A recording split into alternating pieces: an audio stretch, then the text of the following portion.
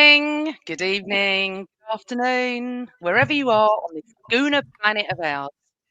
Welcome back to the Same Old Arsenal podcast that is now known as Set Piece AFC post game show on a Sunday morning. Hello, everybody all around the world and everybody on audio too. Welcome, welcome, welcome. So I'm back with the boys. How are you, James and Chris? I'm very well, thank you. Always good after a lovely, comfortable Arsenal win. Christopher? Yes. Word of the day for me is routine. I'm gonna be saying that probably quite a lot. Routine. Routine. Oh, really? Okay. I actually thought possibly knowing Arsenal, knowing it's November the 1st and we don't actually do brilliant in November, that it could have been a potential banana skin, but we'll get into that. And how wrong was I? Guys and girls, Christopher's with us for about half an hour. So if you've got anything particular you want to ask him, get it in now because he'll be leaving us around 10:15. And me and James will continue on like the troopers we are on a Sunday morning. Right. So, boys, routine win. How lovely. Routine that we're top of the league. I think it's funny because all I do is argue with Arsenal rival fans about the fact that they're giving us the league, they're letting us win, blah, blah, blah. It is October. And I can't say that anymore because it's now November, but it's still November and very early. So, as we all know, all Arsenal fans, we've been here before. And I think we should just enjoy it game by game. So let's just set off Burnley. So, James, lineup was pretty predictable, wasn't it? There was no major changes that we thought were going to happen. The bench is immense, as we know. So just take us through the lineup and you thought how we would set up. Did we also think that they would low block us or not? Yeah, I think looking at the team now, given the players that we've got out in Ødegaard, Madueke, Havertz, these are the guys that you think, judging by what we saw at the start of the season, these are going to be the guys that are knocking on the door to get in the starting 11 or should be in the starting 11 in a lot of games. So given that they're out at the minute, I think we kind of know what the starting 11 is going to be a lot of the time for these Premier League games. So I wasn't at all surprised by the lineup. I really like how that team is playing. I think it's really balanced, really fluid. You've got a lot of really good technical players in there at the upper end of the pitch in Eze, Trossard and Gyökeres. I thought was immense in that first half yesterday as well. So not at all surprised by the lineup. Really, really pleased to kind of pick up where we left off in terms of the Palace game last week. And I think we knew what we were going to expect from Burnley because I watched them in that game against Liverpool, which is the only game they've lost at Turf Moor over the past 18 months. And they kind of low blocks Liverpool to death. And in fairness to them, they should have got a result in that game. But you can't blame them for playing that way. I mean, they've not necessarily got the players to come out and play against a team like Arsenal or Liverpool or, a lot of decent Premier League sides. So no surprises there. And it was just a case of them saying to us, look, try and break us down. And I think we did that a lot earlier in the game than I was anticipating. And surprise, surprise, set piece again. Oh, no, it's brilliant, isn't it? So just touching on what James was saying, Chris, the low block situation, the fact that Burnley, is that true though? Because I didn't know that, James, that it's 18 months since they've lost a home game. Yeah, but they have been in the Championship for a lot of that time. Right, yeah. Okay. But that's still an achievement, isn't it? Yeah. Last season, they basically built their title win similarly as we're going at the moment on a rock solid defence. Right. And Scott Parker referenced that in his pre-match chat ahead of this game. He was saying, look, people were saying that last season with us, you're just a very, very difficult side to break down. It's like there's a lot of work that has to go into that. So he was very, very complimentary about Arsenal, as he should be, because we are a very, very good side. And when you look at the numbers, and I wrote in this in my blog yesterday, my pre-match blog, when I looked at the numbers, you knew, as James said, before a ball was kicked exactly what this game was going to be. And within about 30 seconds of me watching it, you literally saw a line of 5 Burnley defenders 2 holding midfielders in front of them, and then some rapid guys on the counter in Jadon Anthony and then one of the other lads that they had. But if you look at like the table, I'm looking at FBref at the moment. Burnley have created the least XG of any team. So just a reminder for all of those you that besmirch XG and are like, what the bloody hell does that mean? Because we had that in the past. It's basically the quality of shots that you have. So Burnley don't have a lot of quality shots. They might be taking pot shots from outside of the box and stuff, low quality shots. So they don't get into good spaces, and they haven't been doing this season. They also have the highest XG against them. So they don't get a lot of shots against teams, and they concede quite a lot of shots against teams. So we knew what this game was going to be, and that's how it started off. So for me, lineup was the right lineup, started really, really well. But I think one of the most crucial things about this game yesterday was we scored on 14 minutes. Scoring that early meant the world, because it meant the entire dynamic of the game changed. So I haven't seen the whole game. I was out yesterday trying to listen. It's so hard on a radio or watching on Twitter what's going on. And I was actually really surprised, Chris, that I was like, oh, we've scored, because it went, we're going to Turf Moor. And for the split second, I went to Cole, I'm sure that's Burnley's ground. And I was like, my brain went, oh no, we don't normally score this early, do we, James? So my brain literally always goes to the negative, because I'm waiting, I think, for the banana skin, that Burnley would score and then what? Sit back. They let everyone back for the next 75 minutes. But no, we score from a set piece. And what was even more special is that Victor Gyökeres, who in the green room we were discussing, gets a lovely header for another goal from a set piece, that I'm hoping we score a set piece every single game. So talk us through the corner and how it, what your feelings were on, the minute we get a corner. Do you feel like me? Do you think there we go, it's possibility time? I feel like it's a penalty every time we get a corner now. And you can see, especially at home, in the way corners are celebrated. I don't know if you noticed it in the Palace game, but when we got that first corner, which was fairly late on in the game, it was really quite raucous. So I think the crowd know that we have a real genuine opportunity. Like, it feels like a 50% chance pretty much that we can score from these corners, whereas in the past, I remember under Arsene Wenger, we may as well have not taken the corners, because they went into the box and cleared away at the first time of asking from the opposition. Whereas now, they're a genuine threat and goal scoring opportunity. The quality of the delivery, first of all, from either Declan Rice or Bukayo Saka, or even Noni Madueke, because he was taking great corners, or Martin Ødegaard. We've got so many set piece specialists now that the ball into the box is almost undefendable. But then you've got a colossal giant like Gabriel, who, no matter how good of a centre half you are, he is going to win that ball probably 7-8 times out of 10. And then when you've got someone in the box like Gyökeres as well, as he showed yesterday, kind of being that fox in the box, that poacher, just to be there, right place, right time. It's just another string to the bow, and they are becoming undefendable, because physically we're just so good. The quality of delivery is so good. Doesn't matter who you're up against, it works. And there's nothing wrong with that. So, yeah, really pleased to break it open like that. These are the sort of goals that we conceded time and time again in years gone by. And it's something we've had to get good at, because, frankly, with teams playing low blocks against us week in, week out, we have to find ways of scoring. And I think when you get that first one, it opens the game up a little bit more, and then you can see the sort of free-flowing football that we put on show to score that second. Can I ask you both a question? Do you think after that first goal, it did open up? Because, you could probably argue yes, because the second goal was scored on a counter-attack, but it still felt like Burnley just sat into their shape and tried to be difficult to break down. But how did you kind of see it? How did you both see it?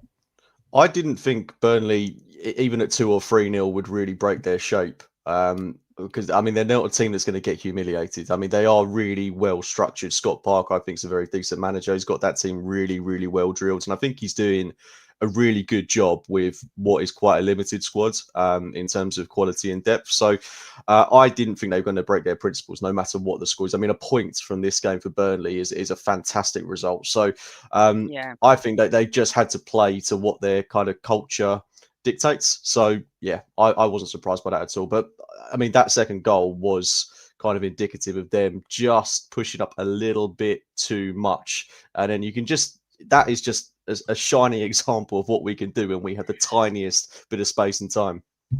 No disrespect to Burnley, Chris, but I don't think they sort of know a different way to play. And I suppose they've gone, we don't want to be humiliated here.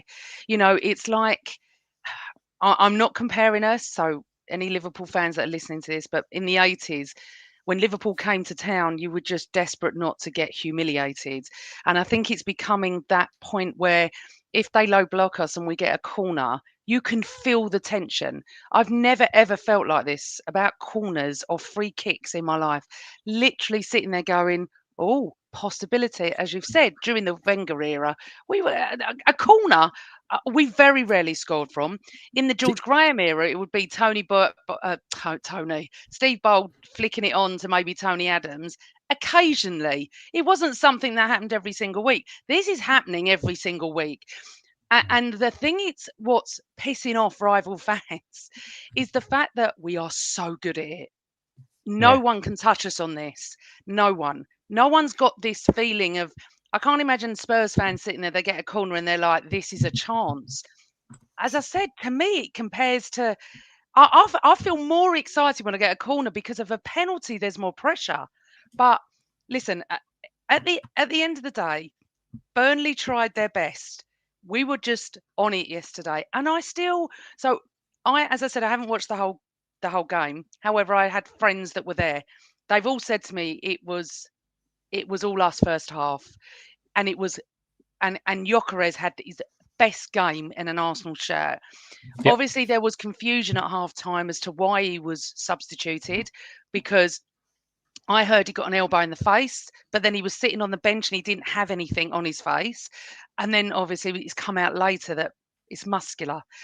I'm not being funny. This injury after injury after injury every game. Hopefully it's minute and he just did it as a precaution. But for the fact that Gyökeres scores, it's an immense pressure off him, isn't it, Cooks?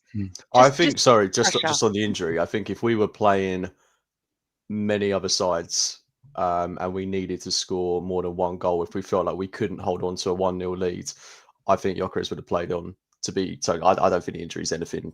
I'm not worried about it at all because he looks fine.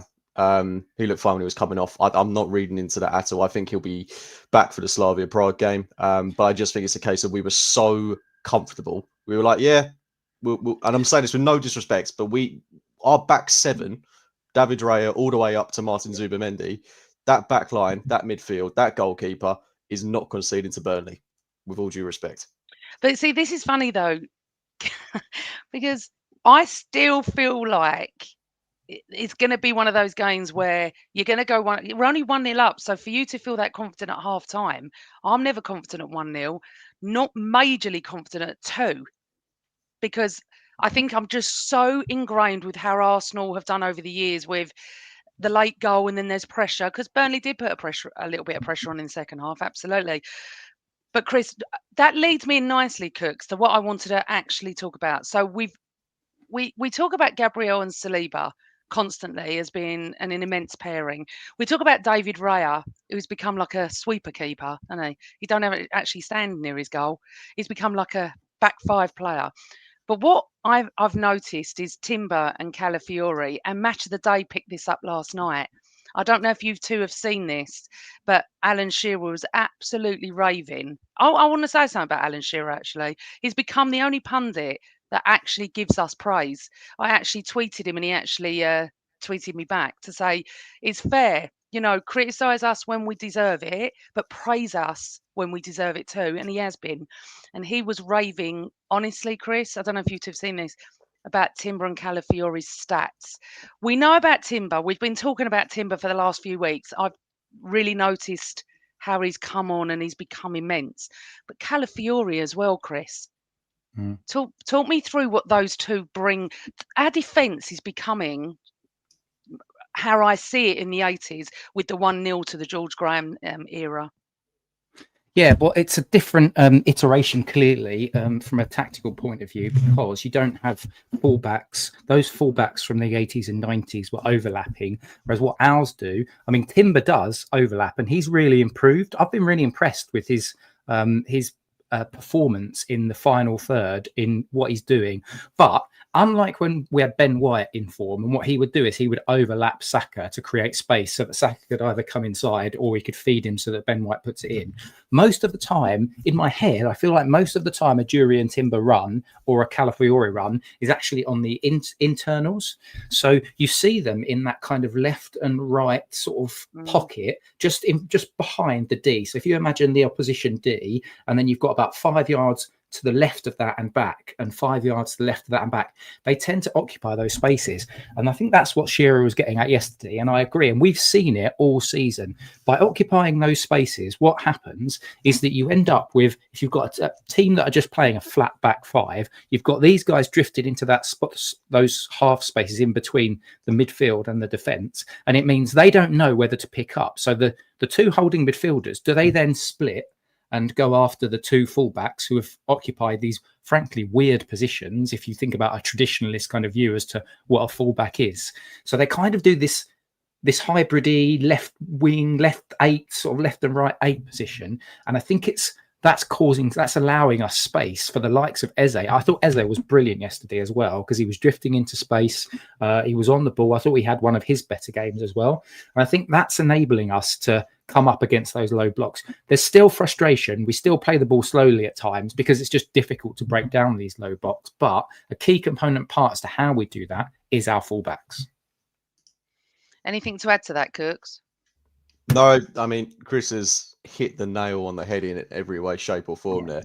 The only thing I would add is that Timber has gone to another level this season in terms of what he can offer. And we saw that in the game against Brighton in midweek when he made that driving run forward.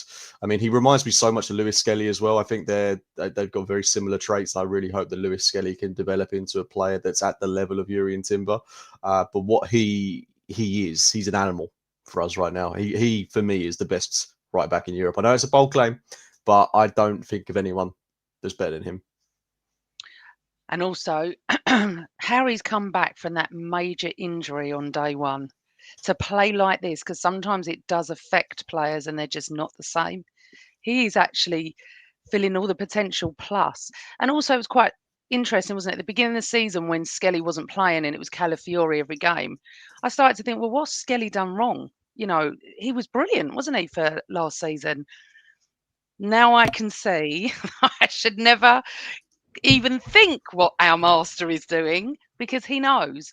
And I absolutely love our defence. And what Simon has said, because Simon is of my age, I've said many times recently that a great defence wins you titles. And that is true. And I think this is what's pissing off other fans.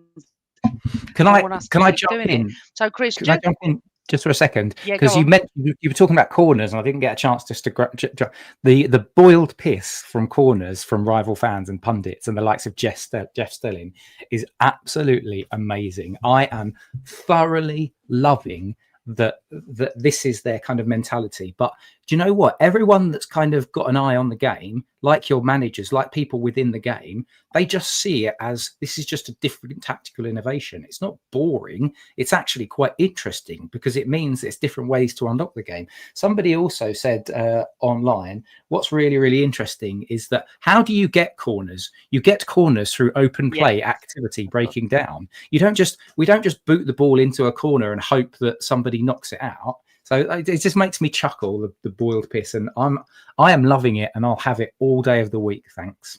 Do you know what's brilliant about it, though, is I think they're getting to us by saying it. But most of us are like me and you, Chris, when we just are loving it. Every day I take the piss out of someone online. You know, I don't know if anyone saw, then someone said we're letting them win the league. Letting. I did one tweet that said letting, and it's gone like 10,000 likes because we are just enjoying it. I don't know one Arsenal fan that raises to the level of, you know, we do this, we do that. We just go, yeah, hopefully we'll score a set piece every single game. But just because I know you got to shoot off and someone's asked you a question, touching back to Brighton, Emerson, welcome to the show, Emerson. He said, Chris, what are your views on Andre Harriman Anu? I hope I've said that right. His debut against, how is it, sorry? Andre, yeah, you got it right. Harriman Anus. Oh, good. Debut against Brighton in the Carabao Cup win. Did you have any thoughts on his debut? I saw his brother Well, come out on social media. I was so proud of him, which was lovely. it's funny because, like, I think Saliba had come out and they and in the training ground they're calling him Rashford because I think he's got it was like a running joke that somebody had shouted he was like baby Rashford or something like that. But and so they're now all on the training ground calling him Rashford. And when you look at his body shape, you can kind of see it. You can see that he's a very young player. He's tall. He's a bit rangy. One of the things that you could see why he was chosen, what I thought he was chosen on Wednesday, because it felt a little bit random. Like most of us could select the team, but I think a lot of people wouldn't have seen that one coming. But if you think about the actual how the game unfolded, what was he doing? He was doing those doggies runs that Gyökeres does. He was pressing high. He was closing down space. He was basically doing that high press role. And so you can see how he's been told to try and replicate as close as he can that style. I think it was unlucky on his chance to, have the goalkeeper save it. Maybe, that's just a little bit more experience and maybe he's dinking that over him. But it was just good that he made the run in the first place. And quite often you see those young players, particularly when they go into the top flight in the first team, they start to tire. Like they'll have 45 minutes, well, they'll have 30 minutes in the first half where they look good.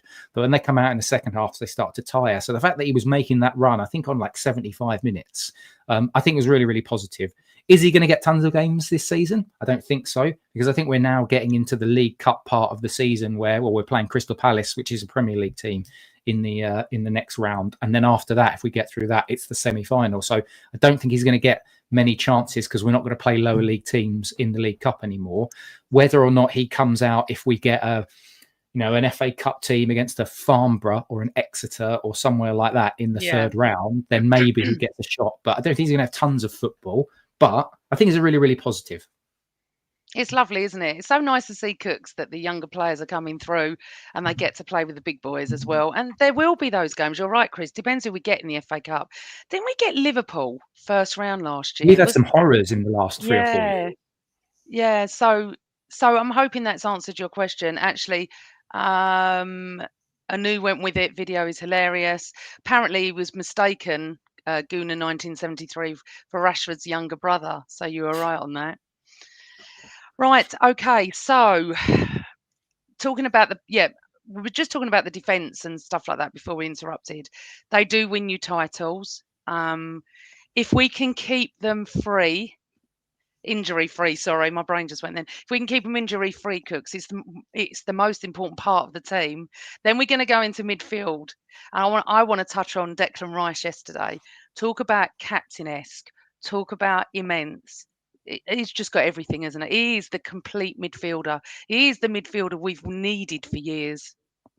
And just touching on the defence again, I mean, I know you say if we keep them injury free, we're in a really good place. But even if one or two of them get injured, we're still in a very good place. When you look at the likes of Ben White, Hincapié, Miles Lewis-Skelly, all these guys, Mascara, of course, that can come into the team. I mean, just look at that defence that we put out against Brighton in midweek. And okay, it looked a little bit ropey at times, but I think you can accredit that to them not having played together. But I think Mascara and Hincapié for kind of FA Cup, Champions League games, potentially you could see one, maybe the two of them play against Slavia Prague. And actually, I think going back to the previous question about Harriman and Anus, not to go off on too much of a tangent here, but I think he could get minutes against Slavia Prague. I don't see why there's no reason why he couldn't get an opportunity in that game. Maybe not start, but you get a bigger squad in the Champions League, so I would expect him to be with the team, perhaps.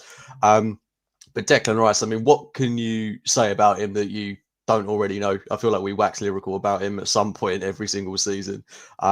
He is a player right now in his absolute prime, and I loved his performance yesterday. Getting the goal, just that willingness to go from one end of the pitch to the other, but he does it in every sense of the word, because you look back towards the end of the game as well, there was a clearance he made on about the 90th minute where it was a Burnley counter-attack, and again, he'd run from one end of the pitch to the other to get back there to make that clearance.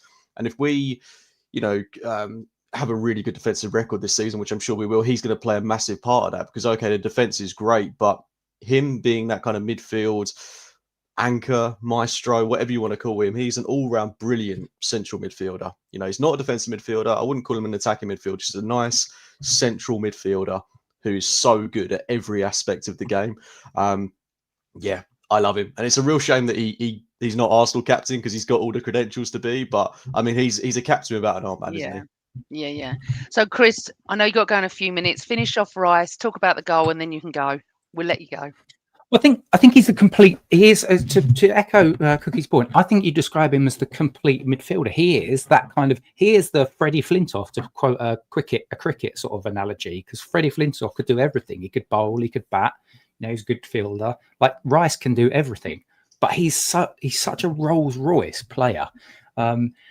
He was everywhere. I saw a stat. I don't know if it was on Match of the Day last night or whether it was a Sky stat, but like they just reeled off a load of things like most tackles, most progressive carries, most drives into the box, most clearances, so something like that. And he was just Declan Rice first. Yes, he was absolutely immense. And for the goal, the ground that he covers, and also it's actually a really good header as well, like just running at pace. Because the goalkeepers, Dubravka had a good game. He made a number of good saves, and Declan Rice put it in a position where Dubravka as a goalkeeper, as a former goalkeeper myself, you're positioning yourself, you're moving to the left, kind of to anchor yourself towards the center of the goal. And when the ball's coming across, you're expecting it to go to your left. Yeah. So he's probably anchoring himself to make a save. And it's so much more difficult to then shift your body weight to then try and make a save on that side that Rice made it. I just thought it was a fantastic finish. It was a great run. But there was little things as well, like on about 80 odd minutes, I think he's got the ball in our half. And there's two Burnley players around him, and you can see he's looking up for a pass, and he doesn't get the pass. So he shimmies one way, he shimmies the other way, he just dribbles past those players, just bursts out of pace, out of their way.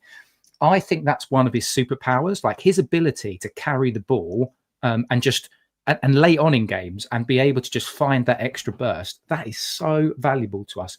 I knew he would be a great player when we signed him, but I thought we were going to get a ball-winning, deep-lying, superb defensive midfielder that's going to stop everything in its tracks. And when he first signed, if you remember, he was doing that at points, but then Arteta's always wanted to evolve him. And he's now evolved him into a player that is far beyond any of our wildest dreams. Do you know what's mental? We're playing Slavia Prague on Tuesday. And, we could play Norgard in there, which would be fine. We could easily play Declan Rice in there, which would also be great. Like, we have some amazing options. So, yeah, really, really pleased with Declan Rice. Really, really pleased with how he's coming on. We joke about it as fans in the ground and away from home. We got him half price, and it feels like it, right? We have. Do you need to shoot now, Chris? So we can all say goodbye. I need to go. I love you all. Thank you very much for your time, and also those in the chat. And yeah, we'll be back soon. Do you want predictions and stuff now? Or? Yes, please. Go on, Slavia. I think it'll be another 1-0. And Sunderland. I think it's going to be another 1-0. I think Sunderland, well, that one I'm not 100% sure on, because I think there might be I think we're not going to concede 0 goals for the rest of the season, and Sunderland are in good form. So it's either a 1-0 or a 2-1. But for the sake of narrative, I'll stick with 1-0. Right, it's all written down. We'll be back after the Sunderland game. Let's see how we've done on our predictions. Have a great afternoon, whatever you're doing. See you later. Take care. And then there were two, me and Cookie. So you can throw us your questions as well. I wanted to just touch on Declan Rice. As the day after he signed, we had Anthony Gow on, didn't we, his previous coach? And I will revert back to what he said. How many years has Rice been with us now? 2? 3? I don't know. 2 years. This is his third season. I remember him saying he's going to start scoring goals. If he comes on the way we feel he can, he'll start scoring goals. I mean, obviously he said it in all his tactical speak, but that in a nutshell is what Anthony was trying to say. He said he's got it in his locker, and he's got it in his locker. We know that. We need to keep Declan Rice fit. Absolutely, 100%. He's so important to us, Cooks. He's so important. He's so great in every respect. And Chris is right. I thought he was going to be more of a sit in front of the back four. I didn't imagine he would be scoring, and especially the free kicks we saw from the Real Madrid night. Wow, just wow. Okay, just moving on. I just want to go back to Gyökeres because I don't think we've given him enough time to talk about it, because Everyone was raving about his first half performance. I'm assuming, like me, you've not watched the whole of the first half, just highlights. But what do you think that's going to do for his confidence? Although I have to say, I don't feel like he's been playing with a man without confidence. I don't No, think. I think he's been good for the most part. I think there were a couple of games. I think against I think it might have been against West Ham where he didn't impress me massively, but I still think in games where he hasn't scored, but he's contributed. Like Newcastle away, for example, I look at that game like that was a really good all-round performance, and you just saw what we missed from him in that second half. Like his movement off the ball, his runs, his work rate, his press. It's all really, really good aspects of his game. And he's now got 6 goals in 14 across all competitions. Yeah. I would have absolutely taken that when we signed him. And again, it goes back to what are your expectations with this guy? Because I never thought he would replicate the sort of goal scoring rate he was getting at Sporting. And I think if he gets 20 goals across all competitions, I'm fine with that. And anything beyond that is a bonus. I'd love it to be 20 league goals, but I'm harbouring my expectations at 20 goals across all comps. And I think what he's bringing us in terms of all-round play, that's going to be enough because he's bringing the likes of Saka, Martinelli, and, you know, hopefully he can combine with Havertz, Madueke, all these other guys and just bring another dimension. He's already brought it to this Arsenal side. So really pleased with his performance. All round, link-up play, fantastic. That ball across to Trossard for the Declan Rice goal, amazing. Good goal as well, you know, right place, right time, instinctive finish, and most importantly, a goal away from home because all of his goals have come at the Emirates. I think to get a goal at tough grounds where it's not necessarily going to be a high scoring game, to open the scoring as well, which was the catalyst in this game for us to go on and win it. Yeah, it's going to do wonders for his confidence. And there's no reason why he can't get goals in our next 2 games. And it's the international break, and we've got a couple of massive games coming up. And just Yeah, I think, was going to talk you know, about that. he will really bestow himself to this Arsenal fan base if he scores against the likes of Bayern Munich, Chelsea, North Spurs. London derby. Yeah, imagine if he scores against Spurs. We will love him for And does eternity if he does that. that. Yeah, that's what we all want, right? Yeah, that is. But Simon, who's a friend of mine, was at the game yesterday. So if he's saying he was excellent, he's watched him for the whole of the first half. So I will take that on board from all the fans there that were saying it was the best performance in an Arsenal shirt. We're so pleased. Listen, as you know, like I have a little bit of banter with my work colleague about the fact that he wants more. And I'm like, give him time. I argue about it virtually every day for about 2 minutes. But some players settle straight away. If you look at, say, Zubimendi, he looks like he's been with us 5 years, not 5 minutes. He settled straight away, didn't he, into his position.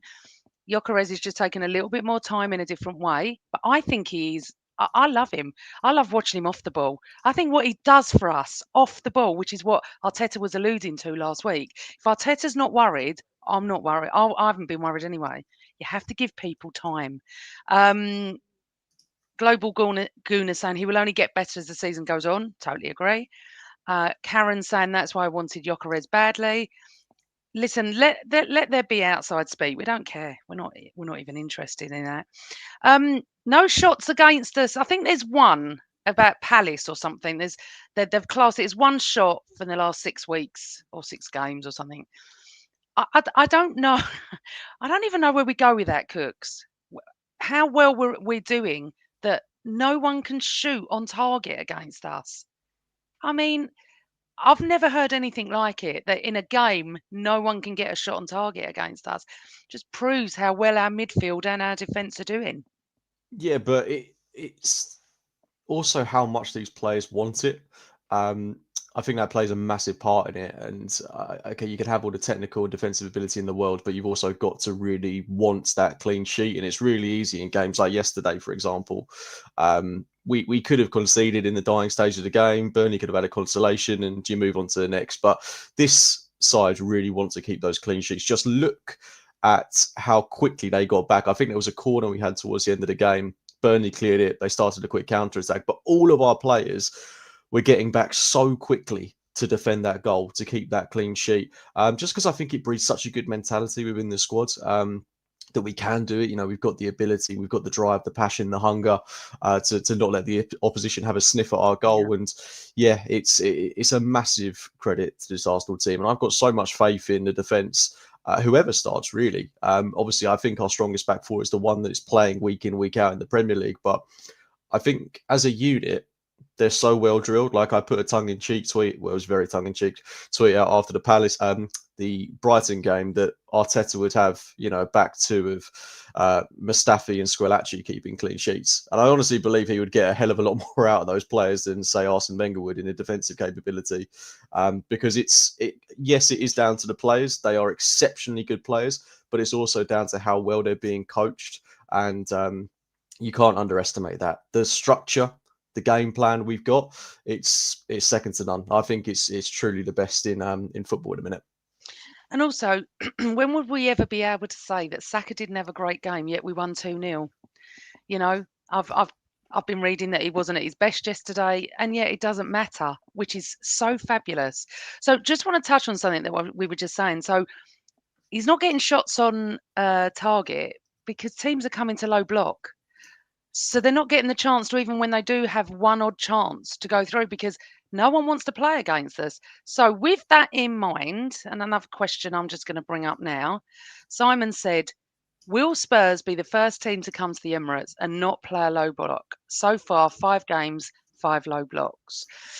I don't know. I mean, we're going to go on to Spurs, Bayern and Chelsea, but what do you think, Cooks? I don't know what they're going to do. If I'm honest, after watching them because I watched the whole game against Chelsea last night, weren't impressed, thought they were quite petulant and just weren't good enough. However, would they come to the Emirates and would Thomas Frank play a low block? Spurs are such a weird side this season.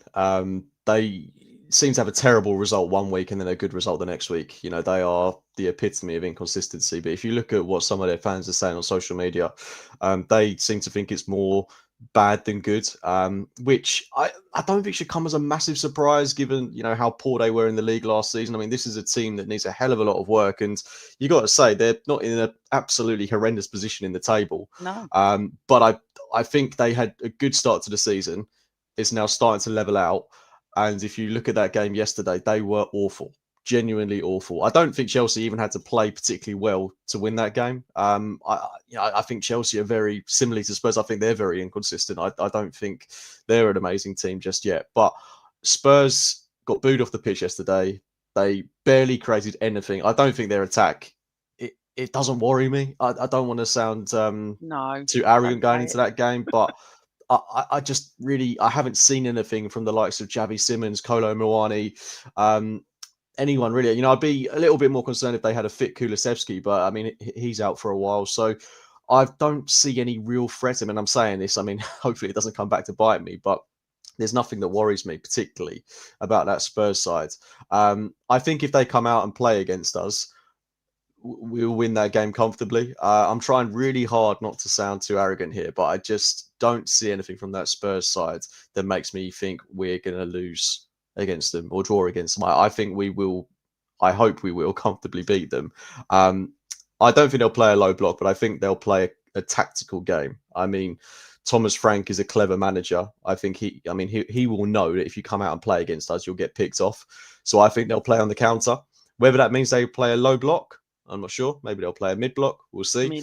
But I think whatever they do, it's a North London derby. It's going to get feisty at some point. Someone's head is going to go. Hopefully, it's not on our side. But I think we win that game, and I hope we win it well. Like I would love us to smash them to pieces. So we've got fans going, be arrogant. We are the Arsenal. I can't. It's a North London derby. I can't do that because this could be one of those games where we are, we've won up to them. We've beaten Slavia, we've beaten Sunderland. And then, I know football fans can be cocky. I get it. And, they're not playing great. But, and I will just say what Emerson has just said. He could be a threat at set pieces. So they could score from a set piece and we could be 1-0 down. And unfortunately, that's how my brain goes supporting Arsenal since the mid-70s, that's how I feel. I'm not saying I'm waiting for a collapse or anything like that, but there is going to come a time where we're not going to win every game. and something will go wrong and VAR will go against us. There'll be something. We just don't turn up one day. Bad day at the office. Please God, Emerson and Cooks, it's not against the Tottenham. No way. No way. Can't have that. Any other any other team, but not them. So we'll move on to that in a second. But I just wanted to talk about a couple of other bits. I want to say about the away fans yesterday. Absolutely fantastic again. The support is brilliant. Their support and our support, the Emirates, is raising these boys. The boys are. The momentum is incredible. The momentum is what we need to keep going. We just need to keep going with this. I know it's tough when we keep seeing players come off and injuries and when I don't know if anyone knows when Havertz, Madueke, Erdegaard, Jesus, how many others we've got? We don't know. I can't remember. Martinelli. Martinelli. I didn't even know he was injured. Honestly, didn't even know. I'm like, how long are they all out for? Is Well, it the months good and months news and is months? that no. Havertz, Madueke, and Odegaard, they should be back for the North London derby. That's what we're being Right. told. So gives us options. Yeah, and to be honest, when you look at our bench yesterday, even with all these injuries, still a really good bench. Like, okay, it's a little bit defensive, but I mean, we were able to bring on Wanyeri, who I thought was good when he came on. Okay, should have played in Trossard, but apart from that, very exciting performance. Then we got Norgard, who came on, almost scored. Didn't even see Max Dowman, and he had a really good game in midweek. So it's not like we haven't got options, even with all these players out. It's just the thing that's most exciting for me, Amanda, is that we're already playing at this level, already keeping all these clean sheets, and we still have Havertz, Erdegaard, Madueke, Martinelli, Yeah. and Gabriel Jesus to come back into this side. 4 or 5 of these guys aren't going to fit on the bench, but those are guys that to our attacking play will make a world of difference. People are saying we're boring now, but they forget we're missing key components of our attack. Like Erdegaard is our captain. Madueke started the season really well, then got injured. Havertz was one of our top goal scorers not too long ago. So these are important guys to this Arsenal team. Let's not forget that. So when they come back, it's going to be, I'm so excited to see what level we're going to go to. And also, I'm really excited to see how Havertz and Gyökeres can potentially play together. I'd love to see that at some point. I mean, did you not see my smile when you went, they're coming back after the international break? Because now you're thinking, oh my God, we can change things around and give someone a rest or have some difference on the field in the way they play and give us options, I think I want to say. Just want to say to everyone, thank you for joining us. If you would like to hit the subscribe button and the bell, and because what it gives us chance to get the algorithm out there for our podcast, and the more we have in the chat room, the more we enjoy your comments and stuff like that. So please go and subscribe and definitely press like. I know you enjoy the show because you often tell me, and if you don't press like, go and do it now and come back in to the chat room. But thank you all, we really appreciate it. And everyone on audio as well, we all appreciate you, and thank you for all your comments as well. We enjoy reading them. So talking about upcoming games, okay, so just talk to me. Let's do some predictions. So for Slavia, I've gone 2-0 for us. Sunderland, I actually think are going to score. So I've gone Sunderland 1, Arsenal 2.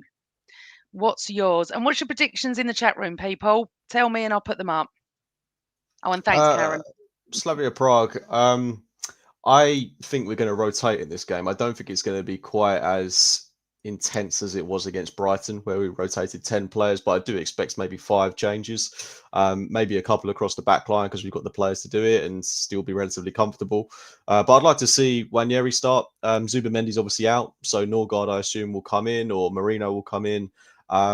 It's hard to do much up top because if Martinelli's still out, then who can you really bring in apart from Dowman, and is he going to start away in the Champions League? I don't think so. Or you play potentially Harriman and Anus in place of Gyökeres if his injury is more serious than I think it is, but I think he'll be okay. So I think he'll probably be a very similar front line, just because we've not really got much else we can do at that end of the pitch at the minute. And I think 2-0 would probably be a good win. And I think it's really important that we do win this, because then it puts us on 12 points in the Champions League. And when you look at the games we've got coming up, Bayern Munich and Inter, there are a couple of games where you're not guaranteed, or not that we're guaranteed a win against Slavia Prague, but this is a game where if you win it, you're a bit more comfortable. You've got a bit more breathing space. So, yeah, I'll go 2-0. Sunderland, I think it's going to be one of our toughest games of the season so far. Really good sides, really, really good side, obviously, with our former captain anchoring the midfield for them. I don't want him to play. No, it's a horrible feeling. Honestly, I've got a bad feeling about this game. I don't know why. I could see it being a draw, to be quite honest with you, which I don't want it to be. I think if we win this game going into international break, that is massive, absolutely massive.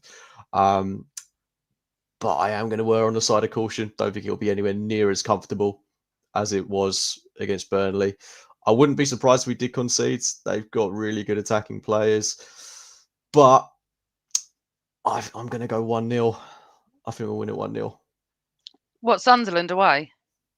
Yeah, I think we'll win 1-0 at I Sunderland. thought you just said it's going to be a draw. I was waiting for you to go like 1-1 or something. So you still think we're No. going to win, yeah? Well, Okay. I can predict negatively if you want me to, but I'm trying to be a bit more positive. But isn't it funny though? Our negative now is a draw and not a loss. See how you said it? That's how much more confident we are, is that we would be going, oh yeah, I can see a loss. We're now saying, oh, it's negative to get a draw. We got a draw at Sunderland. It is what it is, you know, but that's what I'm saying. We're so like on this momentum of winning that we're really enjoying it. And everyone thinks that we are going to win because I'm looking at Yeah, I all mean, the predictions, sorry, man. putting them on. When we play Sunderland next week, if they win tomorrow night against Everton, it could be first versus second. So That's a draw incredible. isn't necessarily going to be a horrendous result. You want to win it, but if you get a draw, it's like, well, okay, you know, they're second in the league, so but we'll win it. We'll win it. I'm not talking myself out of it. We'll win. Yes, and thank you, Carl. Hit the like button, subscribe, and press the bell so you don't miss a show. That's what I was trying to say before when it all came out wrong, because it also gives other chances. Because often Gooners will say to me, "Do you do a podcast?" And I think that I try and advertise this as much as I can, but here we go. Right. Karen said Sunderland might have good attackers, but we have an immense defence. Yeah, going to be a good game. Actually, it's going to be the next couple of games are going to be good. But what we've been alluding to is what's coming up. So we finish at Sunderland. We then have 2 weeks, don't we? 2 weeks and a day, actually, because then that lot come to the Emirates. I'm assuming it's around a 4:30 kickoff on that Sunday. Mm-hmm. Oh God, I hate that. Honestly, I've got so many Spurs friends and colleagues and stuff that the build up is just fun. Not really. Bayern, Chelsea. What a week. I'm not going to ask for your predictions now because we'll do a show around after Sunderland and before the Interdal, as I call it. That you're talking about leaving Sunderland with a win will be immense. If we win those 3 games, Cooks, that's going to be immense. Yeah, it will. I don't think we will. Sorry. It'd be nice if we did. Okay, go on. I expect us to beat Spurs.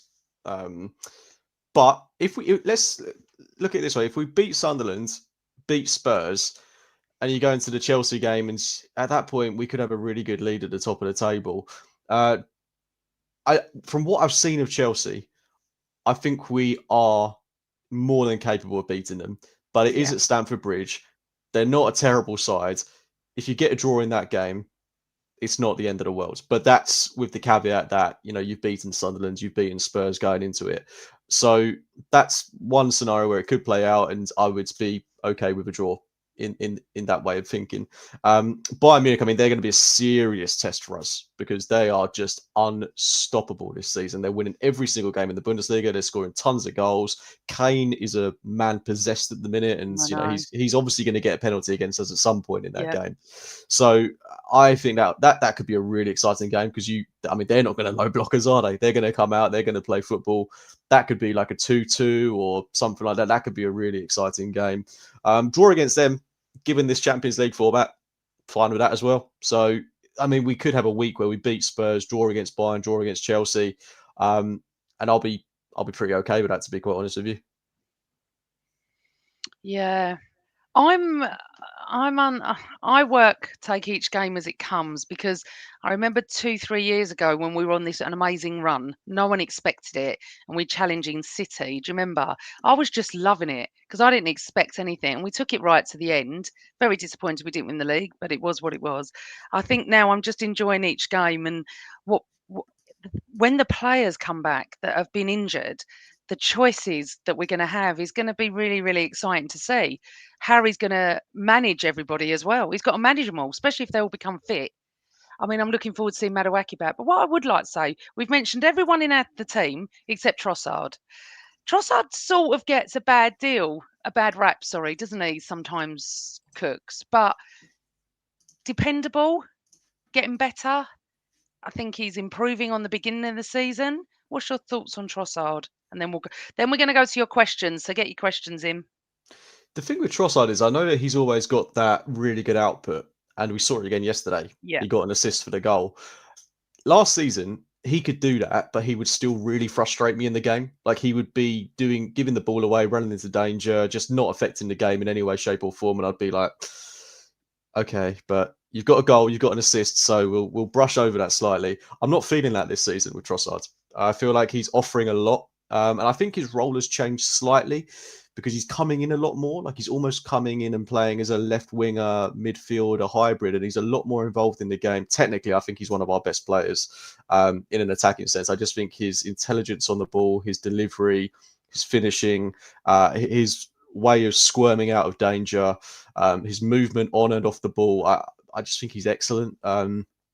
This season especially, he is proven to be a really valuable asset to us. And, he's coming up to 31. This could be his last season with us. But if it's a season where he wins the league, I mean, he's already playing a really important role in this side. And this is a guy that we thought was going to leave in the summer. I think a lot of us, myself included, were not opposed to him potentially leaving in the summer. And he's just showing how important he is to this Arsenal team. And I'll be interested to see how much game time he gets when we have got the likes of Havertz, Madueke, Jesus, Ødegaard back, because, we started the season with Trossard on the periphery. Madueke was playing on that left-hand side. Eze played on the left-hand side against Forest. So I don't think the plan has been for Trossard to be our left winger long-term. I think the plan has been to have, say, Eze maybe on that left-hand side doing what Trossard's role is now. And I think, for the record, Eze would be really good at that role, kind of being the left winger, midfielder hybrid. But for now, Trossard is doing it. He's not giving up that shirt. I don't think Martinelli gets in ahead of him just yet. But he might go through a bad patch of form, and we have players that can come in and change it up. But for now, he's one of our most important attackers, if not our most important. Going out on a limb there, but I think he's been really good, and you've got to give him his flowers. I actually think as well that Trossard has done better than I expected. I'm a bit like you. I used to get a bit frustrated that he does pop up with the odd goal, and I think Martinelli not being fit is why we're seeing a lot of him. Eze's interesting, because he seems to float around and can play in different positions, which is what we need. We need that floater, as you call it. That's an interesting way of putting it. Yeah, I know. I think because that's an old term for someone who used to work in the city and floated around firms to work as a temporary, temp. And I think that's what I love about him. We can put him in positions, and he can. I can't think of the word I'm trying to think of. My brain fog's terrible, but he can. Whether he works out well in the positions he's playing in, I feel like he can play in different positions. That is what I'm saying. Phil said, hello, sorry, just woke up. Well, we've been here nearly an hour. Where you been? So let's go to some of the questions. And also, it'd be nice to know where you are listening from today, because we've just had someone from Australia, wasn't there? Yeah, we had watching from Abuja, which I think is in Africa somewhere. So welcome to the show. We love this. We love to know where you're all from, because there's Gooners all over the planet. Right. Okay, let's go to some questions, what we've got here. I'm going to ask it because it drives me mad every day with this. Carl Stark, who is going to win the league?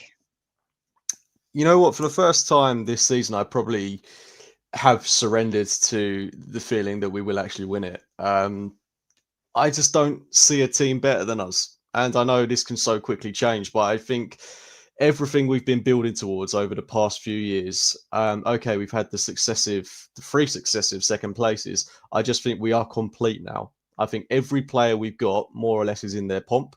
Declan Rice being a prime example, Gabriel, Gyökeres, Saka, and then you've got players like Trossard, Martinelli chipping in. You put in players like Eza. We've still got so many players to come back who can be influential to our attack. I don't want to jinx it, but I just don't see how we fall apart right now. You know, if we beat these teams that we're meant to, you know, I was looking through the league table yesterday, I was like, I just don't know who we would lose against. You know, I thought, you know, Aston Villa, we've got them in December. That could be a tough game. But then I watched them against Liverpool yesterday and they were dreadful. So I would expect us to beat these sides. So I think there's going to be tough games. I don't think we're going to win every single game between now and the end of the season. I think we will lose a game at some point.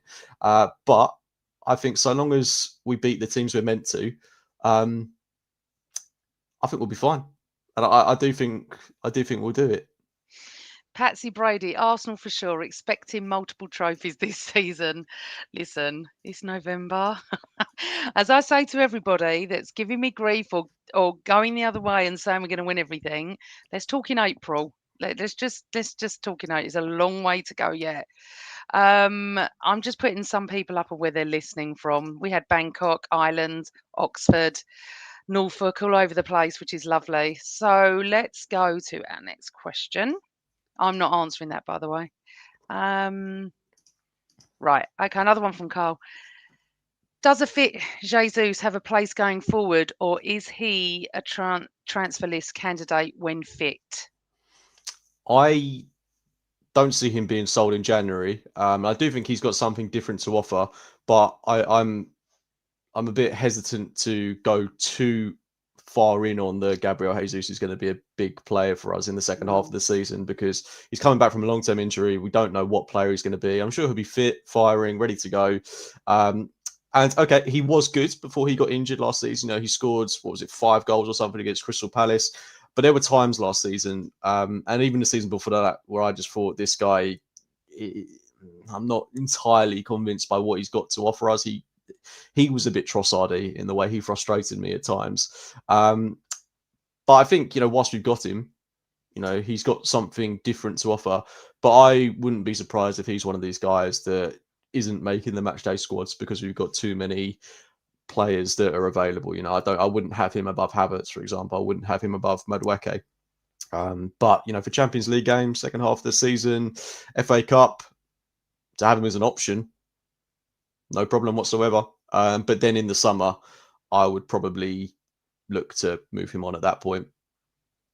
Yeah, I'd keep him to the summer because you never know when you need something different. Karen Russell, she's been thinking, would you play Havertz just behind Gyökeres like we did with Thierry and Bergkamp? I think there's scope for them to play together. I'm just not too sure when it will happen. I really want to see it. That's the thing. I'm contradicting myself a little bit here because I do really, really, really want to see it. But I think it will be in game states where we really need a goal. So like where we need to throw the kitchen sink at it because, you know, we need to get a win or we're losing and we need to salvage a point or something like that. And that's where we'll see the two of them play together. But I think there's scope for Havertz to play that kind of Eze role right now. You know, I think they can play together. I mean, Havertz has got the technical ability. He can hold the ball up. And I mean, the lovely thing about it is Havertz has got that link-up play that Gyökeres is also introducing into his game now. But Gyökeres' strength, as we all know, are those runs off the ball. So imagine if you've got Havertz. It's not quite a big man, little man, because Havertz is Gyökeres is quite a big guy. So is Kai Havertz. But you've got one guy that can hold up the ball and link the play to a world-class standard. And then you've got Gyökeres who makes those off-the-ball runs. Like, it could be game-changing for Gyökeres. Not to start games. I don't think we'll see it from the start of games. But I think in those last 20 minutes, if you've got Havertz on the pitch and then you've got him playing balls over the top or through round the corner, inside to Gyökeres, that could be huge for Gyökeres. So I'm really excited to see what he can offer. Yeah, I'm looking forward to seeing Havertz back. And I think, again, just brings something different. Right. So going on that a little bit, John Rose said, if all fit, name your front three. if everyone's fit, I would see. This is a tough one because It is. I've got a couple of different answers for different scenarios. Let's do 2 lots of 3 because I that's think too tough. if we're playing, say, an Aston Villa at home in the Premier League, I would go Saka, Gyökeres, and Eze. Right. That would be my front three. If we're playing the Champions League final, I would go Saka, Havertz, Martinelli. I know they're very different front threes, but I think I honestly trust Martinelli with my life. To be quite honest with you, in big games, I really, really think in those big games he is a guy that I want on the pitch. And Havertz's hold up play, technical ability in those big games, that's where I would want him. Okay. I get that. It's very hard to say, to be honest. Let's see if anyone else has. I'm not Emerson. I will. It's coming up shortly. All right. Let's go. Okay, something different. John said, "What do you think about the proposed expansion of the Emirates?" I'm really disappointed, if I'm honest, that if they think that they're going to trudge us all the way to Wembley, which is a nightmare, which we did it for the Champions League matches, with the way it is coming out of there, the fact that most of us live miles away. I'm not happy about it, if I'm honest. I'm hoping they can manage it, that we can still stay at the Emirates. Obviously, nothing's actually come out publicly from the club yet. But what's your thoughts on it, Cooks? At some point, we're going to have to do something, I think. Whether it's an expansion or just a renovation, because some of the seats are looking pretty worn right now. Like the red colour is really fading away. So I do think there are certain aspects that need a bit of touching up. I think an expansion isn't too far away. Like if we win the league, I think it will definitely happen. But it's quite strange. Like, you know, when you go to Arsenal games, and sometimes there are games where everyone wants a ticket, but then there are others where you go to the game and you're like, I can clearly see a block of empty seats there and there and there and there. So I just wonder how. I mean, I'm sure we would fill that stadium if we continue on the trajectory that we are. But yeah, it's one that I'm not overly infused by at the minute. I think like I say, it's going to happen at some point sooner rather than later. But I hate the idea of playing at Wembley. Yeah, I mean, you know, I? for particularly for where you and me are based, that's going to be an absolute nightmare if we've got to do that on a regular basis. So yeah, I don't want that anytime soon. No. Phil saying, is the expansion necessary?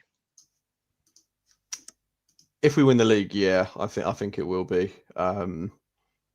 I mean, you just see how many people on Twitter are complaining about not getting tickets through the ballots. But like I said before, I feel like I see this a lot as well, where people are saying they haven't got tickets, but I get to the game and I'm looking around me and I can see empty seats dotted around Oh, everywhere. yeah. You know, That winds me up. I don't know how you stop that or get rid of that. I feel like even if we had a 80,000 seater stadium, you're still going to have big blocks of empty seats. I just don't know how you stop that. Okay, I'm going to go to one last question from Simon.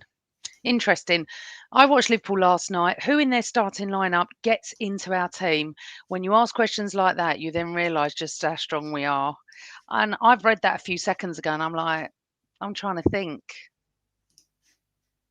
Anyone, Cooks? Ekiteke, if I've said it right. I don't know how you say it. Ekiteke. You know, people think I do this on purpose for like laughs. I actually don't know. Ekiteke. I think he looks a good player, but I'm trying to think of anyone else. I would still have Isaac. I'd definitely still take him. I mean, Not look, currently, you wouldn't. You no, wouldn't. not But on current again, he hasn't had form, a pre-season, has he? but I So would still take him. I think yeah, Arteta would get him, you know, really, really firing on firing all in this Arsenal cylinders. team. Yeah. I wouldn't take anyone out their back line for sure. In their midfield, I'd take Gravenberch. Whether he gets into our starting 11, I don't know about that. Oh no, obviously easy answer, Szoboszlai. I would definitely take Szoboszlai. I think he's a magnificent player. I'll take him 100%. Okay. Cooper. Eki looks class. Eke, just going to call him Eke. Looks class. Yeah, I think, but isn't it interesting that we're struggling? That's what the point of Simon's question is. We're struggling going, would we take anyone? Where 2 seasons, whenever when they won the league, we'd be like, we would take Salah for a start. You know, that would be the first name. We would have taken, what's his name? VVD. My God, my brain this morning. We would have taken Van Dijk. Sorry, don't know what's happened to me this morning. It's just very interesting that we are where we are, and I think, Cooks, we can end it there. And I just want to say, because it's written in my book that unfortunately 2 Arsenal greats passed away this year, Colin Addison and Willie Young. Now, I remember Willie Young, big Willie Young with the blue eyes. Now, it's quite disappointing that they keep saying ex-Spurs. He was ex-Arsenal as well and played quite a few games for us. And he was my very first defender, Cooks, because he was mid-70s, late 70s. So he was like the Tony Adams of the 80s, if you know what I mean. So condolences to their families. You know, rest in peace to 2 Gooner greats. Absolutely. Yep. And on absolutely. that note, I would say thank you to all of you for joining us on this Sunday morning. Wherever you are in the world, thank you for taking the time out. We really appreciate it. We're looking for a win against Slavia, a win against Sunderland, a nice game with Xhaka. He comes and An cuddles us all. injury-free international break. Injury-free break. As many set pieces as you want, and the Interdole, no injuries, and then we will come against Spurs. But as I said, one game at a time, Slavia Prague. Thank you, everyone. Hit the like button on the way out. Press the bell. It all gets in the algorithm, whatever that means. So thank you to everybody. And James, take it away. As I always say, always Arsenal. Bye, everybody.